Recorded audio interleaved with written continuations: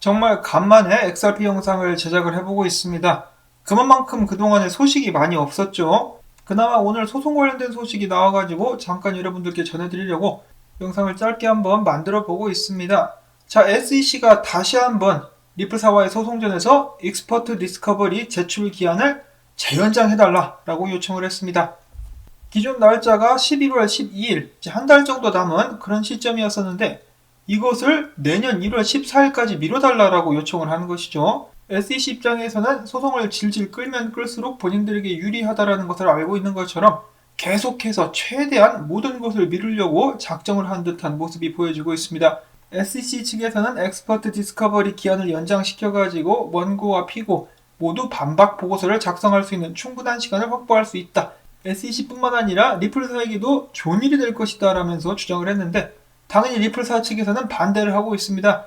특히나 비트코인 ETF 소식과 함께 암호화폐 시장이 다시 한번 살아나고 있기 때문에 이런 상황 속에서 XRP만 계속해서 소송에 매달려 있으면 가격 상승에 피해를 볼 수 있다는 것이죠. 그래서 리플사 측에서는 당연히 반대를 했는데 판사는 과연 누구의 말을 들어주게 될 것인가?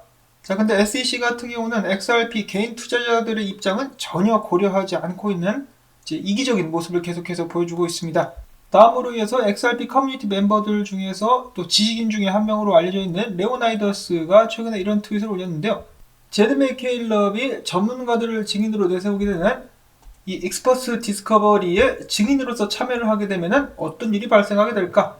만약에 그가 XRP는 증권이다라고 주장을 한다면 그는 소송이 시작된 후에도 XRP를 팔았기 때문에 스스로 증권법을 어긴 것을 인정하게 될 것이며 그리고 또한 XRP가 증권으로 판명되게 되면 스텔라에도 나중에 문제가 생길 가능성이 있다라고 이야기를 하기도 했었습니다.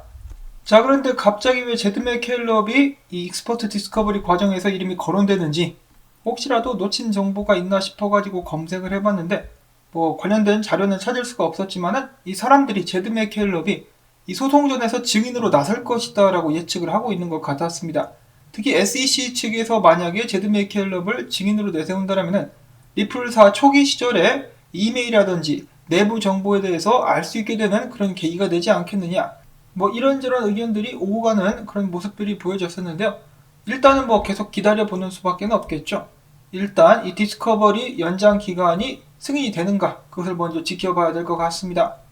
자, 갈수록 더욱더 난장판이 되어가고 있는 SEC와 리플사의 소송전, 좀 답답한 상황들이 이어지고 있네요. 그러고 보니까 2달만 있으면 소송이 시작된 지 거의 1년째 되는 날입니다. 시간 참 빠르죠? 원래는 빠르면 올해 말에 끝나게 될 것이라고 예측한 사람들도 있었는데 자, 그런 예측이 정말 무색해질 정도로 질질 끌리고 있는 소송 상황이라고 볼 수가 있겠습니다. 자, 그럼에도 불구하고 XRP도 이제 좀 상승할 준비를 하고 있다라는 의견들도 많이 있는데요. 이제 라인 차트를 보시게 되면 컵앤핸들이 만들어지고 있는 과정이 딱 눈에 보인다라고 합니다.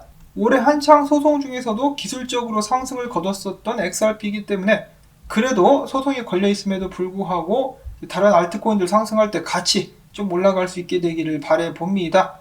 목표가 같은 경우는 굳이 말씀을 드릴 필요가 없겠고 이 전고만 일단 올라갈 수 있어도 굉장히 기분이 좋겠죠. 그 다음으로는 그동안에 나왔었던 짧은 소식, 영상을 만들 정도로 중요하지는 않은 소식들 몇 가지를 보도록 하겠는데요.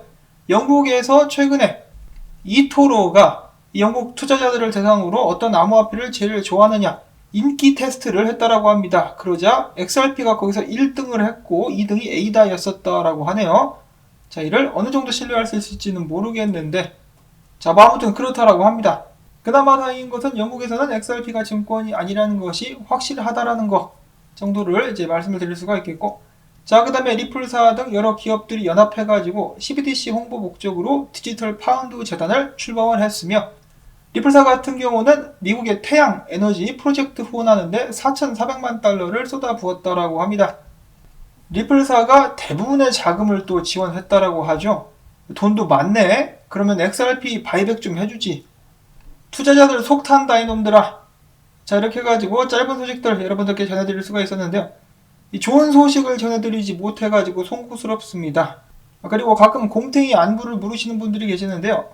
그놈은 사라졌습니다. 어디로 톡 깼는지 모르겠지만 짱 박혀가지고 나오지 않고 있어요. 한때는 많은 재미를 가져다 준 그런 짐승이었습니다만은 지금 이 상황에서 만약에 곰탱이가 뭘 뿌린다 할지라도 어느 정도 신뢰할 수 있을지 모르겠습니다. 그리고 지도 염치가 없어가지고 함부로 뭘 이렇게 말하거나 하지는 못할 것 같은데, 자, 아무튼 지금 상황이 그렇습니다. 여러분들께 짧은 정보들 전해드리면서 저는 다음에 새로운 소식 가지고 인사를 드리도록 하겠습니다. 토마토밭에 물주기 부탁을 드리면서 안녕히 계십시오.